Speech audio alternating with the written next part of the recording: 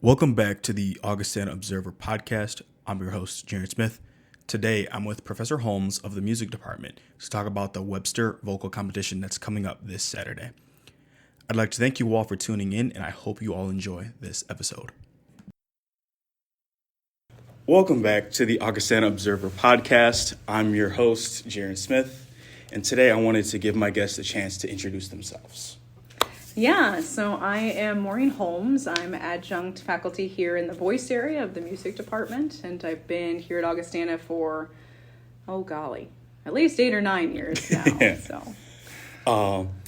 So one of my questions I want to ask you is, what kind of excites you about what you do here at Augustana?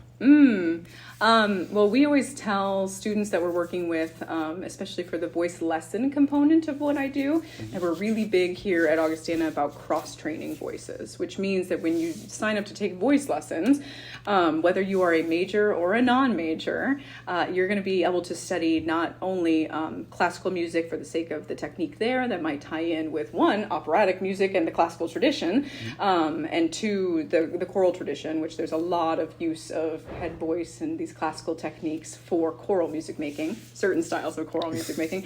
But heaven knows that music has existed in tons of other formats outside of classical music before and continuing into today. So we, in the studio, will look at everything from pieces that students have self-composed to pieces that are straight out of the radio to musical theater selections as well. That it's just really a place to harness the vocal instrument in its entirety rather than just you came for lessons, so here's the repertoire that I require of you. We work together in that way. And even with the courses that I teach here, it's a lot of staying open to the flexible possibilities of the voice rather than just a rigid track of what we want people to know. It's about exploring the instrument. I understand, and that also sounds really, really cool. In one of my classes, taking an African-American literature class, and there was an African-American read-in a few weeks ago, and a lot of people were singing songs, which some of them I recognized, others I didn't, but I just thought it was really cool. And some of the people, they seemed really nervous to perform, but I thought everyone sounded good. And but moving on a little bit, the goal really here is, I'd like to learn more about the Webster Vocal Competition. So my first question really about that is how and when did that start here? Yeah, so the competition itself came into formation, I want to say, and I'm sorry I didn't think to actually bring in my sheet of here's all the information about this competition we run. But it started back in, I want to say 1998, so it's actually been running for quite a while. And it was started as a memorial gift from a family whose son had attended Augustana.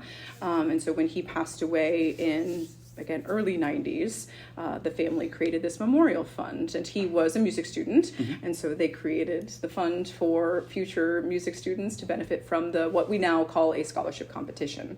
But it is specifically for our students who are taking voice lessons and getting that training in the voice area to then participate in this competition. So it started back in 1998, and it's in memory of Stephen Boone Webster was the name of the student who had been here, and he went on to just a really fantastic career in vocal music making in the choral sphere. So he was out in LA singing with the professional choirs out there, and he also did a lot of work with certain film studios, and especially Universal. So he's in the choral singing of the background tracks that you really you hear this epic music and you love it, but rarely do we actually think about all of the layers of what goes into making that music possible, or at least in the earlier days. Now you can run so much through these different sound programs, but back in the day somebody had to go in and throw down all these different tracks to go into those scores, and it's just really cool that he was a part of that community. So and his family actually, in terms of their rationale for giving money here to Augustana, it was not only the fact that he attended here, but that family on his mother's side has connections with graduates from Augustana back a century. So I think it was the late 1890s was the first person in his family who graduated from Augie. So they just have these ties to Augustana for over a century, which is just fascinating. So that's how the competition came to be. Yeah, that all sounds really awesome. That was one of the I'd say, bigger questions that I was curious about. In kind of my question, because like by my understanding with kind of like the scholarship competition, being able to help a lot of students who have a like similar career path, similar dream.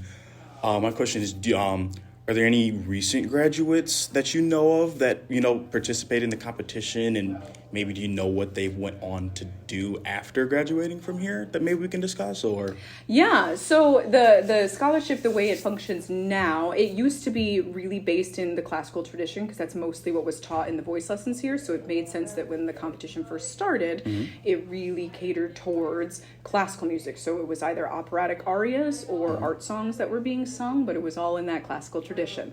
Now, as we have morphed as voice teachers here in this area, and we are being more flexible with the repertoire that we study with our students, and we have such great ties with the musical theater happenings here on campus, it made sense to open up the categories of what's being sung in the competition to not only be classical, but also a musical theater category. And honestly, some of the selections in the musical theater category end up being just truly contemporary. So like, for instance, one of the singers this year is doing Never Enough from The Greatest Showman, which is not properly a stage musical yet, and yet it is a very well-known, often sung piece from our contemporary tradition.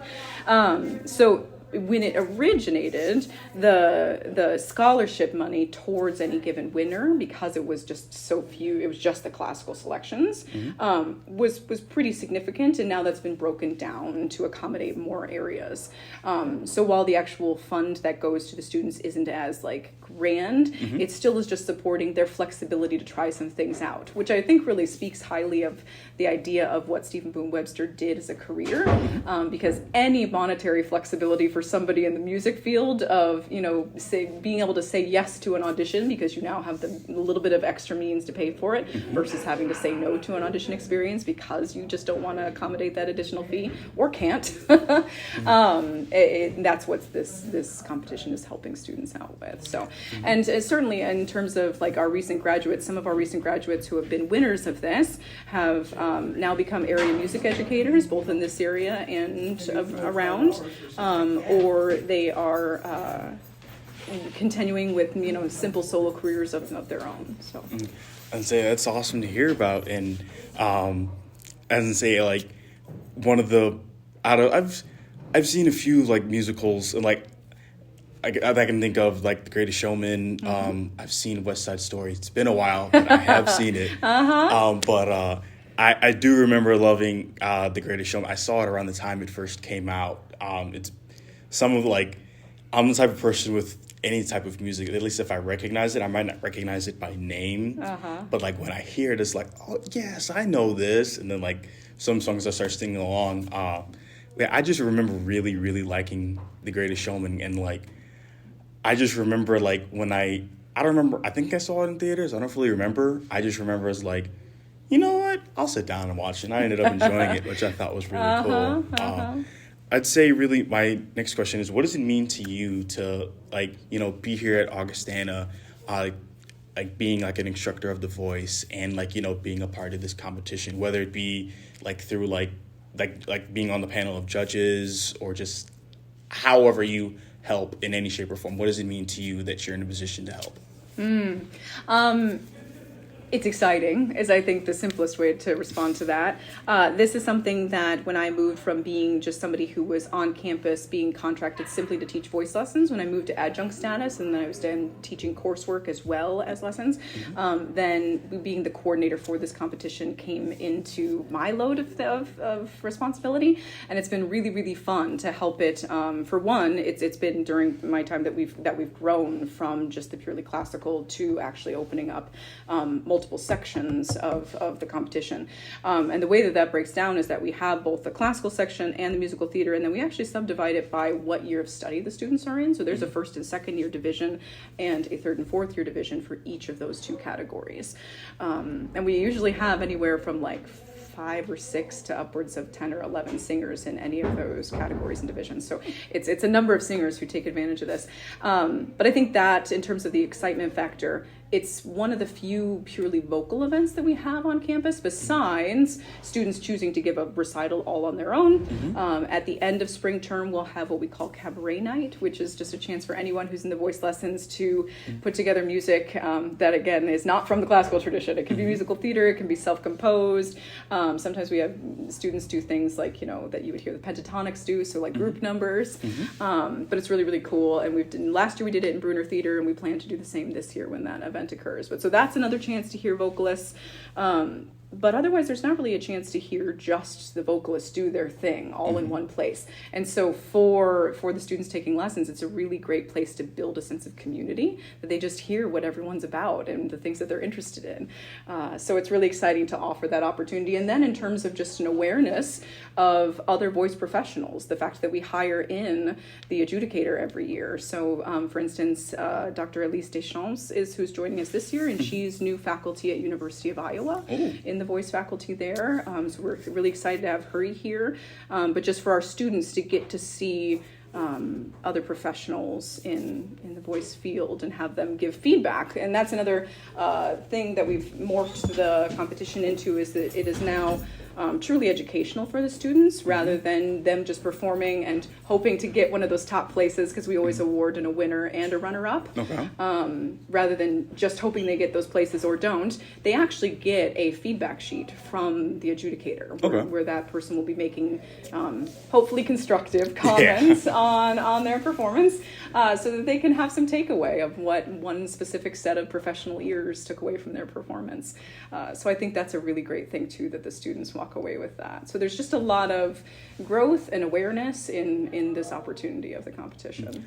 See, that's really cool. And just coming from an outside looking in perspective, I feel like it probably would have helped dozens of students hearing professional feedback to some of the work that they do, whether it be through vocal or maybe just other aspects of music. And even hearing that, it's wow, that's helped me, because me and my background, I'm an MJMC and comm double major, and with my internship, I'm a news intern, and so I work I intern at KWQC in Davenport, Iowa, and so I get feedback from professionals. So a lot of the times when I'm working on a web story, or I'm editing the video that I had to go shoot, because a lot of the stuff that I'll go and shoot are of local high school basketball games, just any sports type of game you can think of. And I'll get their feedback, and a lot of times you could keep recording a little bit longer after this, or I'll look a little bit shorter. And so just that professional feedback, it means the world to me. And I'm sure other students past and present probably feel the same way, in their respective majors. But earlier you did answer one of my questions about when you were saying that there's a first and second year division.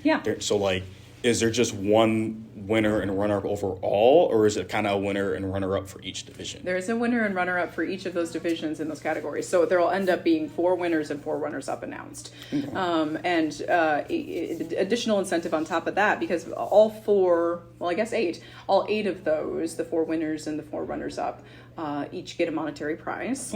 And then beyond that, also in some years we've had like I said, upwards of 10 to 12 singers in a category. So it always felt really limiting for the adjudicator to just announce a winner and runner-up. So we actually give the flexibility, if they feel so compelled, that they can mention some honorable mentions too.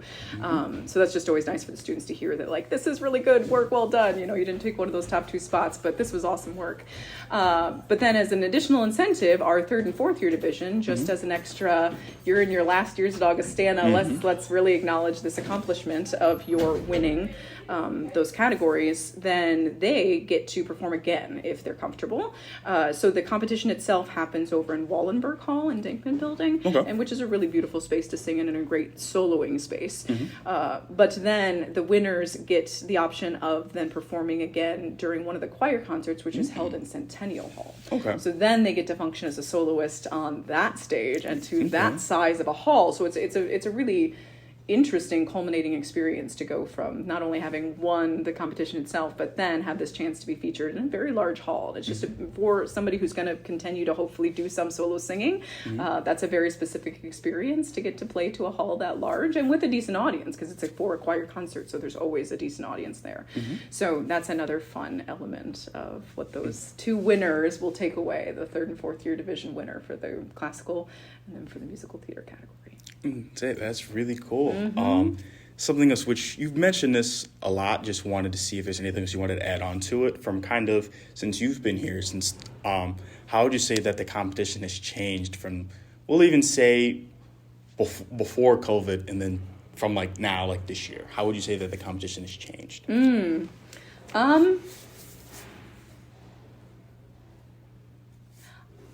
I would say it's that sense of the students really wanting to be seen within their community. We have more students participating now than ever before. And I think it really does come down to, it's just such an exciting chance, not only to present yourself, but to be in the audience and hear your peers. So there's just a lot of excitement around the volume of singing that happens that day and the creating that new awareness. Certainly the fact that we've opened up into more flexibility with the categories, which I think also speaks to the fact that Stephen Boone Webster himself was making not only traditional choral music out in LA for these different symphonic events that would happen, but then truly the most contemporary stuff that was happening in studios as was then being put into film. And so the fact that we've opened up those categories to be responsive to the life that vocal musicians are living, I think is really cool. That's all really awesome. If I had to say I have 2 questions left, both are shorter questions. One of the last things I wanted to ask you is, you mentioned kind of toward the beginning with like people who are majors or maybe not even majors at all. So is it like the competition's open to, say, a very large group of students at Augustana? Yeah, so the only stipulation with the competition is that students need to be registered in voice lessons. Okay. So like for instance, within our theater community, even with musical theater, there are a lot of students who do the theatrical things but aren't taking voice lessons. Okay. So for that particular student, no, they would not be able to compete. In order to compete, they need to be working on their vocal technique in lessons. Gotcha. So that's the one stipulation about participating. And we always make the clarification though, sometimes the competition falls when our students are student teaching, and but if they've been active in voice lessons for a number of semesters before that, so like for instance, especially our music education students who are student teaching, they are in fact able to compete in that given year. And that's actually an interesting thing about this year at all, is the fact that we are having the competition in the spring. It's typically a fall endeavor.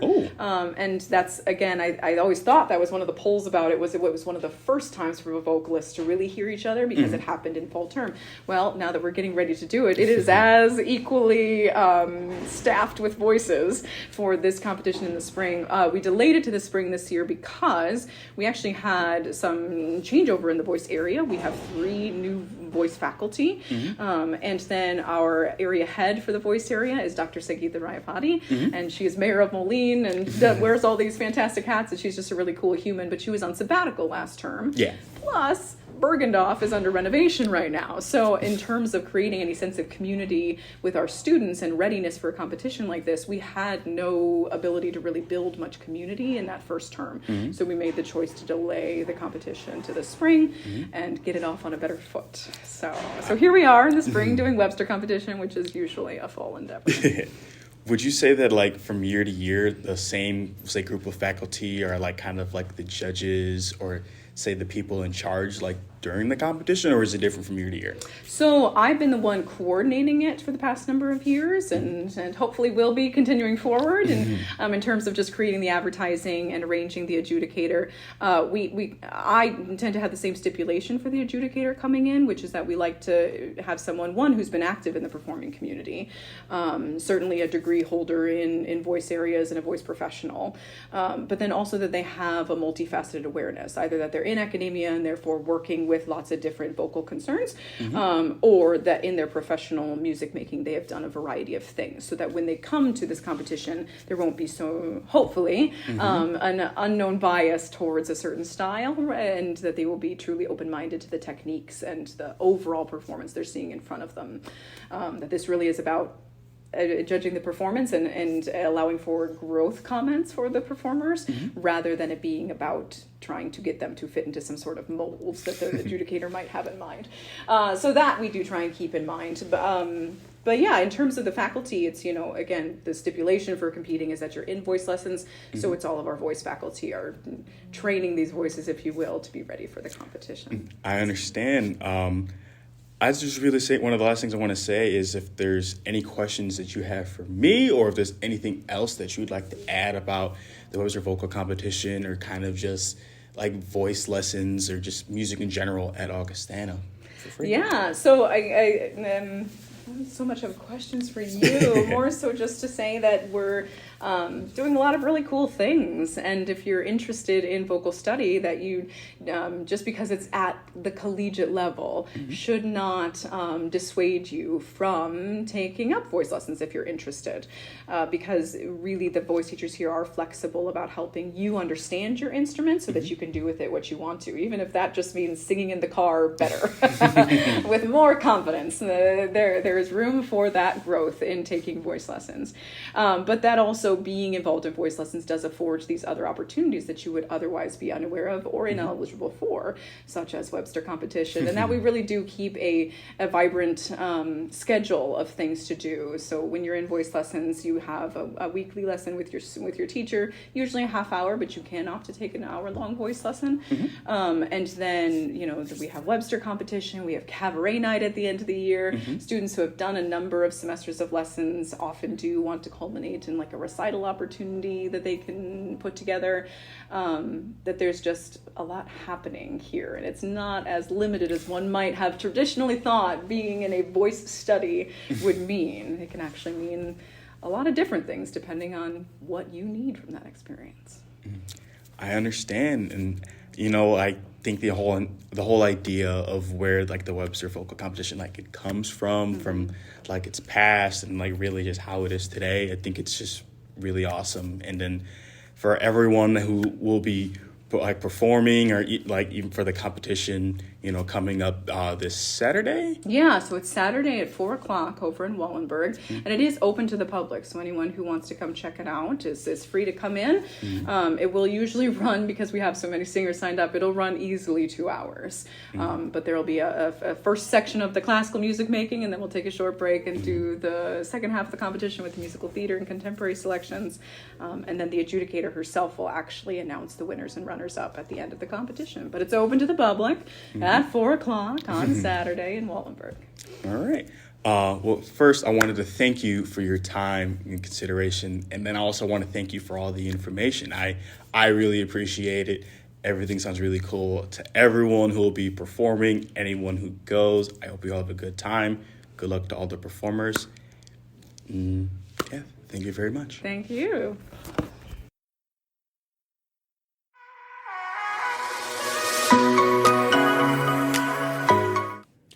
I would like to thank Professor Holmes for being my guest on this week's episode of the Augustana Observer Podcast. I would also like to thank all of you for tuning into this week's edition. I'm your host, Jaren Smith, and I'll see you all next time. I would like to thank Professor Holmes for being my guest on this week's edition of the Augustana Observer Podcast, and I'd like to thank all of you for tuning in to listen to this week's edition. I'm your host, Jaren Smith, and I'll see you all next time.